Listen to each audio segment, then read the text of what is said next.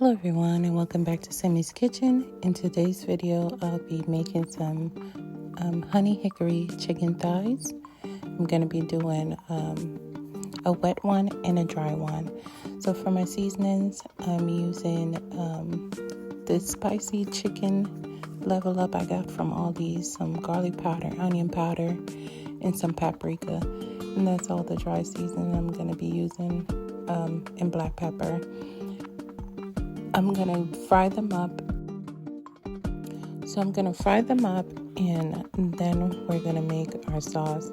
I used some of the oil that I fried the chicken with. You don't have to do that if you don't want to. I wanted to because it had a lot of the seasoning in it that fell off the chicken, so I wanted to grab some of those. But you could just use 2 tablespoons of butter. I'm gonna use a tablespoon of my honey, but if you don't have raw honey, use as much as you would like to. This is your taste, so use as much as you would like to. And I used a tablespoon of my honey hickory seasoning.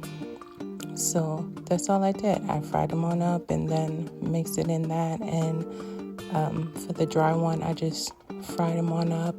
I tossed them, made sure it was nice. It had a nice crisp on the chicken when I fried them up. And I just tossed it in my honey hickory seasoning. And it came out perfect. We enjoyed it. I did make sure that my wet one, that the honey was like a nice brown caramelized color.